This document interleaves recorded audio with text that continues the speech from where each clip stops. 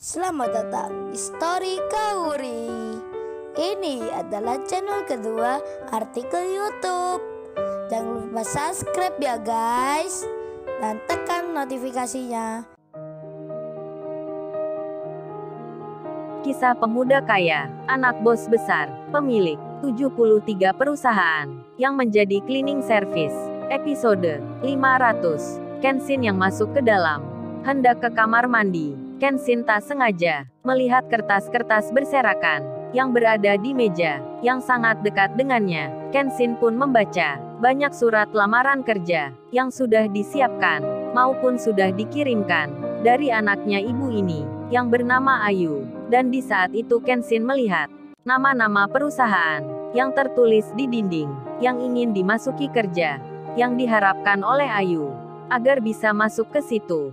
Melihat hal itu, Kenshin pun tak asing dengan nama perusahaan tersebut. Setelah Kenshin membacanya, Kenshin pun segera ke kamar kecil.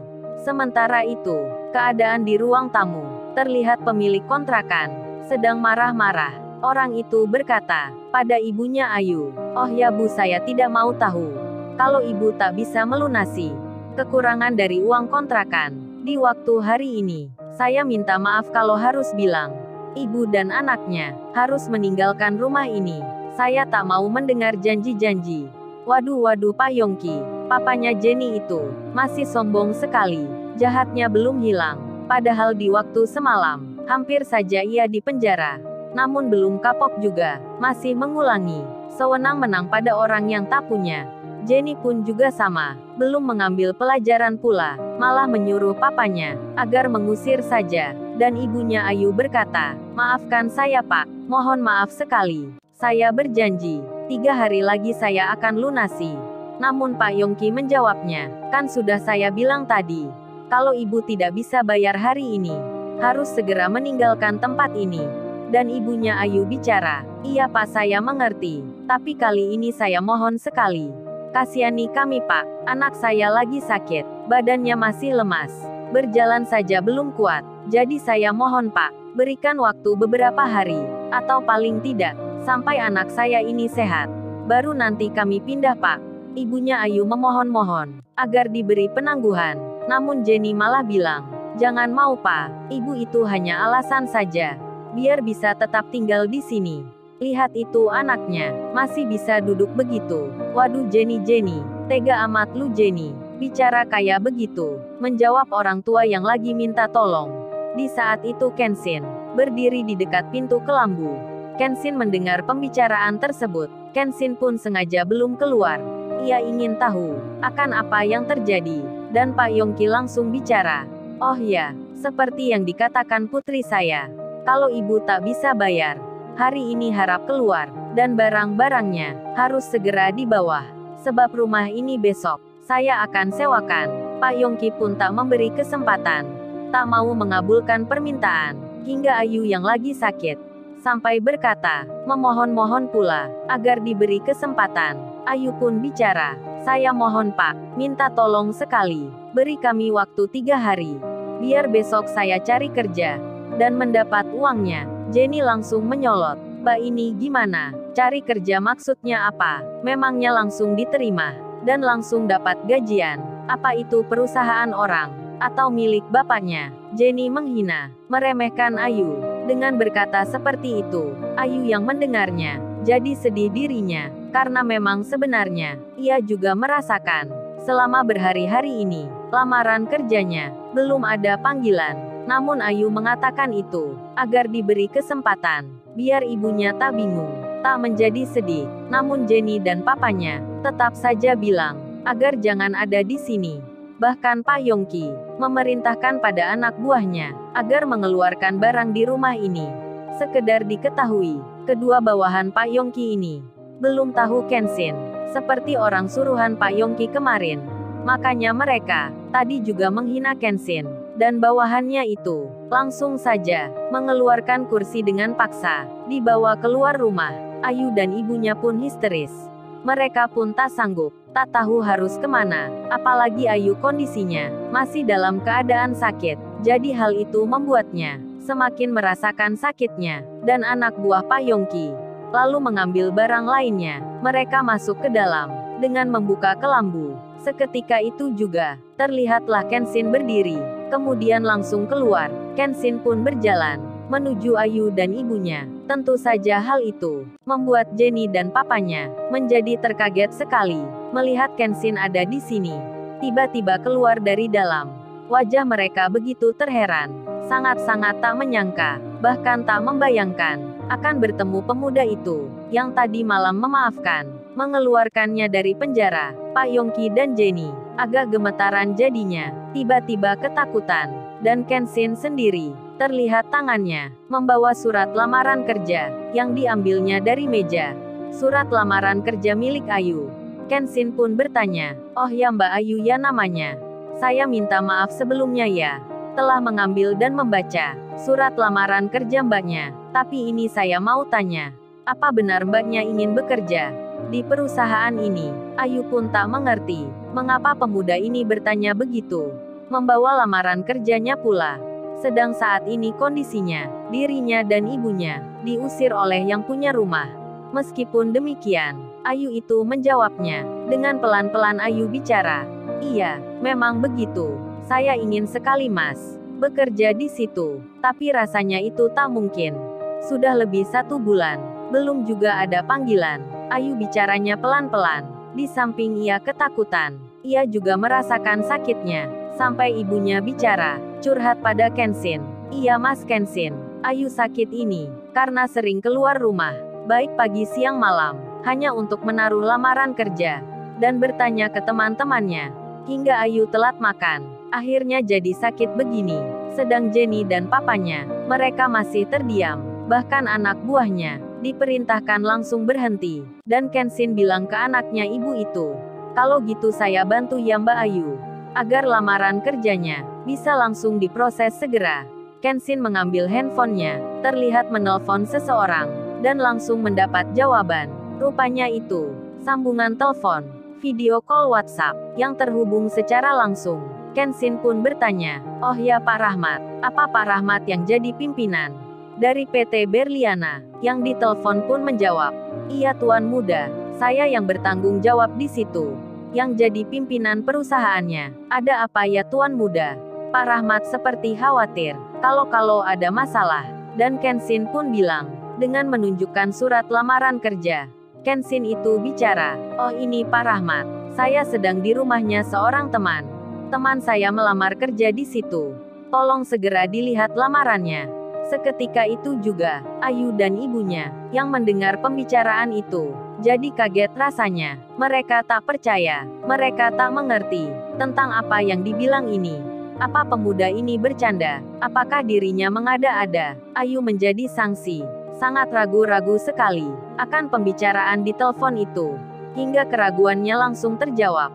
Pak Rahmat yang bekerja di kantornya kemudian bertanya, "Oh ya Tuan Muda, saya mau tahu temannya yang melamar kerja di sini, biar bisa langsung wawancara dengan saya saat ini." Waduh, bukan main. Sekali telepon, sekali permintaan. Seorang atasan yang memimpin perusahaan akan mewawancara langsung dari seorang pelamar kerja. Kemudian, Kenshin mengalihkan handphonenya, dihadapkan pada Ayu dan ibunya. Kenshin berkata, "Oh ya Mbak Ayu, sekarang Pak Rahmat, seorang bos perusahaan PT Berliana, ingin menginterview Mbaknya. Apa Mbaknya bisa? Apa Mbaknya bersedia?" Dan dilihat oleh Ayu, seorang yang kerja di perusahaan tersebut, tertulis jabatannya direktur. Ayu pun kaget bukan main. Tak percaya sekali dirinya bisa menemui seperti ini. Sampai-sampai Ayu bertanya ke Kenshin, "Oh ya Mas, ini beneran ya? Apa beneran ini? Saya tidak mimpi." Ayu tiba-tiba bersemangat, wajahnya berubah ceria, seperti jadi sehat. Dan Kenshin menjawab, "Mbaknya tidak bermimpi. Ini memang benar Pak Rahmat yang pegang perusahaan itu." Dan Pak Rahmat pun bilang, "Iya Mbak, itu benar. Saya pimpinan di sini. Apa Mbaknya sudah siap untuk wawancara segera?" Terlihat oleh Ayu, Pak Rahmat itu dihormati oleh pegawai kantor yang mengenakan seragam kerja bertuliskan PT Berliana. Dan Ayu menjawabnya, "Siap-siap Pak, saya siap sekali." Dan karena senangnya itu, Ayu sampai lupa akan masalah di rumahnya. Pak Rahmat pun hanya bertanya tentang lamaran kerjanya. Dan segera saja, Pak Rahmat itu bilang, "Kalau gitu mbaknya, besok bisa langsung kerja. Saya tak perlu bertanya banyak. Daripada saya nanti ditegur tuan muda." Pak Rahmat tersenyum. Dan Ayu itu pun menjadi bingung sekali. Cowok di depannya dipanggil tuan muda. Ayu pun belum sadar. Dirinya belum memikirkan tentang Kenshin siapa. Dan ibunya Ayu sendiri. Di tengah masalah ini, ibunya Ayu pun senang. Karena tak menyangka anaknya bisa diterima kerja. Dengan tiba-tiba begini, Ayu pun hendak bertanya ke Kenshin. Namun Kenshin berdiri dan langsung dihampiri oleh pemilik rumah ini, Pak Yongki dan Jenny. Tiba-tiba bicara ke Kenshin. Mereka meminta maaf atas hal yang baru terjadi. Ayu dan ibunya jadi kaget sekali dengan perkataan itu. Mengapa yang punya rumah ini bicara begitu pada tamunya? Kemudian Kenshin berkata, "Oh ya mbak dan bapaknya, mengapa Anda tidak berubah? Tak mengambil juga pelajaran? Saya mendengar baru saja, bapak dan mbaknya ini mengusir ibu dan anaknya, padahal Mbak Ayu ini sakit. Kok tega-teganya, barang-barang di rumah ini sampai dikeluarkan paksa. Memang berapa harga rumah ini? Apa mau dijual? Kalau dijual saya beli sekarang. Biar ibu dan mbaknya tak perlu lagi mengontrak." Pak Yongki pun menjawabnya, "Oh itu mas, saya menyesal sekali. Sekarang saya minta maaf. Saya nggak tahu kalau masnya ada di sini." Jenny pun sama, bicara seperti papanya. Bahkan Jenny bilang ke Ayu dan ibunya, "Oh ya bu, maafkan saya. Kalau gitu ibu dan mbak ini nggak apa. Tinggal di sini saja. Kita nggak permasalahkan." "Iya nggak pak." Jenny bicara ke papanya. Papanya pun mengiyakan dan langsung memerintahkan pada anak buahnya agar memasukkan barang-barang ke dalam rumah lagi. Ayu dan ibunya jadi tak mengerti mengapa tiba-tiba begini. Orang yang punya rumah ini langsung saja berubah, tak jadi mengusirnya, bahkan minta maaf pula. Ayu pun langsung tersadar tentang cowok di depannya, pemuda yang bisa menghubungi, yang menelpon bos perusahaan. Siapa dirinya? Ayu pun ingin bertanya tentang Kenshin. Dan Ayu bicara, "Oh ya mas, saya boleh tahu ya? Memangnya mas ini siapa ya? Kok tadi bisa menelpon pimpinan perusahaan Berliana? Katanya masnya kerja cleaning service. Tapi kok bisa menghubungi akan seorang pimpinan? Bahkan saya diterima kerja. Memangnya masnya siapa ya?" Ayu bertanya, merasa penasaran dirinya. Dan Jenny yang mendengar itu merasakan hal yang sama, ingin tahu pula mengapa anaknya orang kaya kerjanya cleaning service. Kemudian Kenshin pun menjawabnya, "Oh itu maksudnya, saya memang kerja cleaning service. Soal bisa menelpon atasan, kan bisa saja mbak. Semua bawahan melakukan itu, menghubungi pimpinannya." Kenshin seperti segan menjelaskan siapa dirinya, hingga Ayu bertanya, "Tapi bapak itu tadi, kok memanggil masnya tuan muda? Masa pimpinan perusahaan menyebut begitu?" Kenshin pun tersenyum dan langsung bicara, "Oh itu mbak, maksudnya perusahaan itu sebenarnya adalah salah satu yang dimiliki ayah saya." Mendengar hal itu, Ayu pun kaget jadinya. Begitu pula dengan ibunya, tamu yang di rumahnya. Ternyata anaknya orang kaya yang punya perusahaan yang dilamar kerja olehnya. Ayu pun jadi mengerti mengapa bos itu tadi begitu menghormati. Dan Jenny tiba-tiba bicara. Jenny itu bilang, "Oh ya mbak dan ibunya, ini uang kontrakannya, disuruh papa mengembalikan, dan tak usah bayar, untuk tahun ini." Waduh, Jenny, kok langsung berubah begitu? Apa karena ada Kenshin, hingga ia dan papanya tak jadi mengusir akan orang yang tak punya? Mendengar hal itu, ibunya Ayu jadi kaget lagi. Uangnya dikembalikan, tak boleh bayar, bahkan digratiskan. Ayu pun melihatnya, dan Jenny kemudian bilang pada Kenshin, "Oh ya masnya mampir ya ke rumah. Rumah saya juga di sini, di kompleks perumahan ini. Sekalian nanti makan bersama." Jenny mengundang Kenshin agar mau ke rumahnya, dan anak buah papanya yang tadi menghina Kenshin, merendahkan kerjanya, sekarang jadi malu sekali. Ternyata pemuda itu bukan pekerja biasa, dihormati pula atasannya. Dan Kenshin menjawab Jenny, "Oh itu mbak, terima kasih undangannya. Tapi saya harus segera kembali. Sebab ditunggu istri. Lain kali saja kalau ada kesempatan. Barangkali saya bisa mampir. Ayu pun langsung jadi tahu. Cowok ini sudah menikah. Sudah punya istri. Dan Jenny langsung bilang, "Oh ya nggak apa deh kalau gitu. Saya akan tunggu." Dan Jenny bicara lagi. "Oh ya mas. Saya minta maaf sebelumnya. Boleh gak ya? Saya minta nomor teleponnya. Maksudnya, saya minta bantuannya. Mau kerja juga di perusahaan itu. Apa bisa ya?" "Loh Jenny kok tiba-tiba mau kerja ikut orang? Kan papanya sudah kaya. Pacarnya juga sama." Kenshin pun bertanya. "Bukannya mbaknya sudah kerja?" Jenny menjawabnya. "Iya itu benar. Tapi kan saya belum pernah kerja di perusahaan besar. Jadi mau juga berkarir di situ." Waduh ternyata Jenny ada maunya. Ingin dimasukkan kerja Kenshin. Dan Kenshin menjawabnya, "Ya sudah kalau begitu. Mbaknya buat lamaran saja. Nanti bilang dari saya. Kalau bisa besok berangkatnya. Sama Mbak Ayu ini saja." Jenny menjawabnya, "Siap-siap.